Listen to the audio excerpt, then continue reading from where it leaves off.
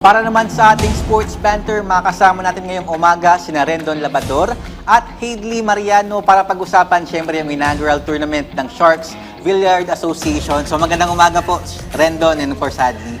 Good morning, good morning. Maaga nyo rin nagising. Oo, Maraming oo. salamat for gracing us with your presence. Ayun, Hadley, pag-usapan naman natin, no, diba, ito yung inaugural tournament ng Sharks Billiard Association. Then, kumbaga nag-start siya, I think, September, and then magkaroon na kayo ng Champions Week this December. So, ano naman yung next expect no, for this championship week this coming December? Siguro, first off, correct lang kita konti. Hindi kasi kami tournament. Usually, pagdating sa bilyar, yes, sanay ang tao na tawaging tournament. Pero since kami, this is a billiard league. So, it is similar to PBA na merong season, tapos may championship. Ito naman, during the regular season bago mag-finals, ano naman yung pinaka-memorable na na-experience nyo dito sa SBA? Ano na yung mga naging highlight nitong inaugural league ninyo? Ang dami na naging highlight nung liga namin eh. Siguro sa akin yung hindi ko in-expect na magiging very invested yung mga players tsaka yung team owners dun sa laro. Kasi since first time magkakaroon ng billiard league. So natuwa naman ako. Tsaka nakita ko yung engagement ng fans. Grabe. First time ako nakakita ng ganitong klaseng engagement sa yung sa audience ng billiards kasi usually tahimik. So siguro yun yung pinaka highlight ng buong season para sa akin. Kaya naman, Rendo, no, from basketball, napadpad ka ngayon sa billiards. Kwento mo naman ano yung nakita mo sa billiards, bakit dito ka nag-focus naman ngayon sa Sharks and Well, sa sarili mo? Ang billiard kasi, yan talaga yung sports ng mga karamihang Pilipino eh. Hindi lang siya masyadong naipapakita ng mas maayos. So, kung napapansin niyo sa social media, palagi yan, kalat-kalat, Tama. hindi professional yung presentation. So, ngayon, nung nakita ko yung problema na kailangan natin isaayos, naisipan ko mag-create ng billiard league ko din using my influence. So, ngayon, establish po tayo ng Motivated Billiard League kung saan napapagsama-sama po natin yung mga kaibigan natin, mga influencers at mga celebrities na malaki yung fan base para mas makatulong pa na ma-reach natin yung hindi nare-reach ng professional league. Kasi yung Sharks, gusto ko rin purihin sila kasi sila lang for the first time sa buong Pilipinas na naglakas ng loob na gawing professional presentation, mainstream, yung larong bilyar. So, ang tagal na Efren Bata Days pa.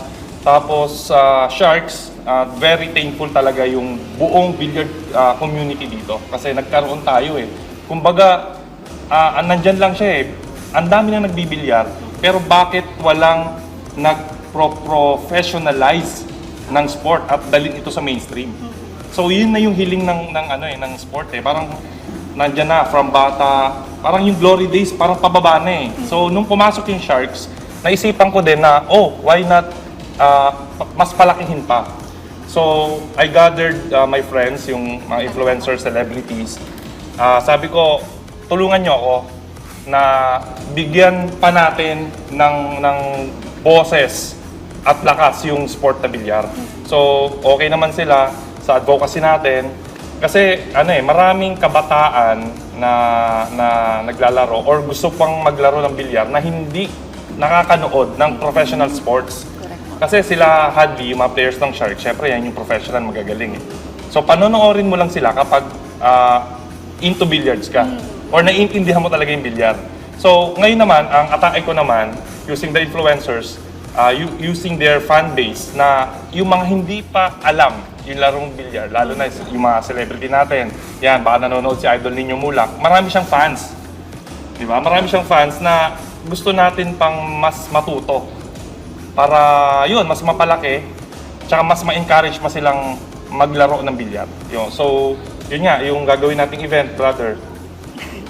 Palalakayin natin yung sport. Nag-combine kami. Yan. Kasi nung nakita ko yung nakapag-usap kami ni Rendo noon, sabi ko, okay to.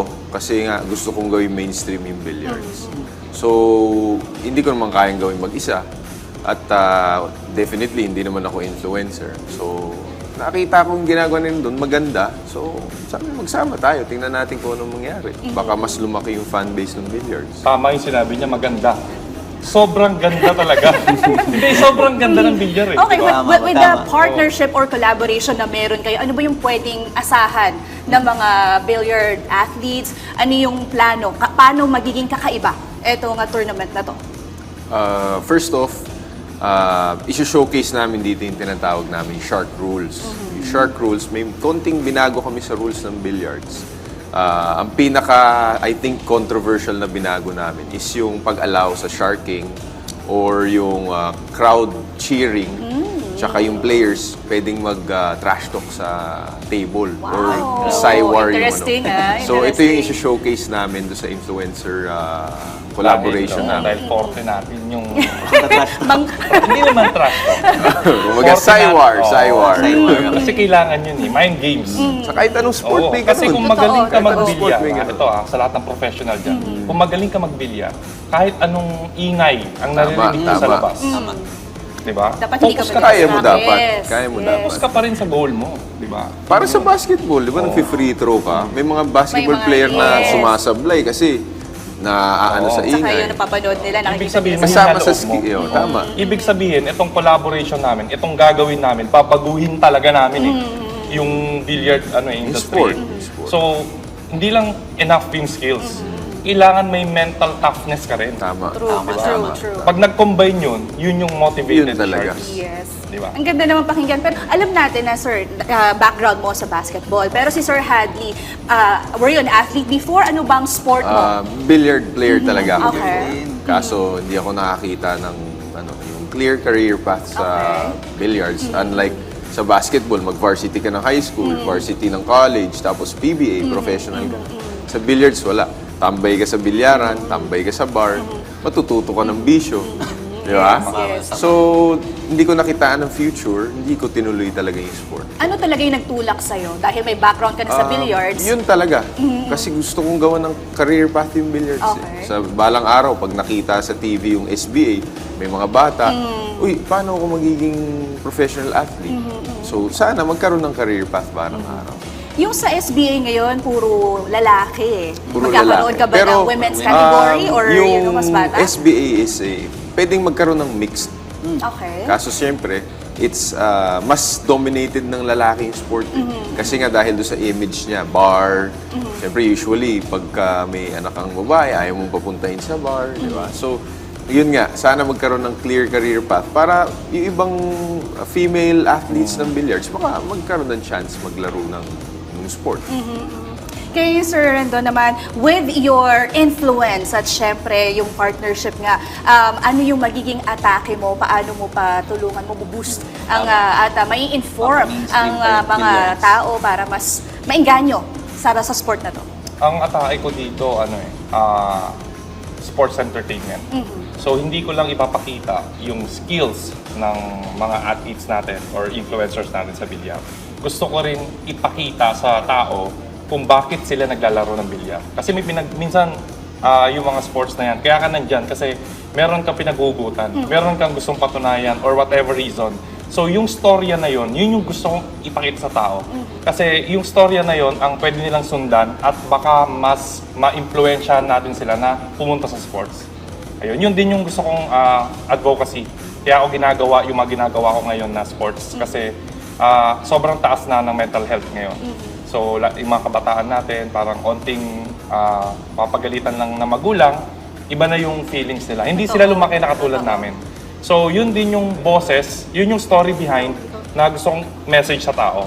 Na sa sports kasi matututunan mo lahat. Mental toughness, yung Physical. magandang community. Kasi kaya kami nandito sa basketball, sa billiards, or kahit anong sports, or sa pag-gym. Kasi meron kaming gustong patunayan sa sarili namin na gusto namin mag-grow. At yun yung impact na gusto kong ipakita sa social media. Ayun.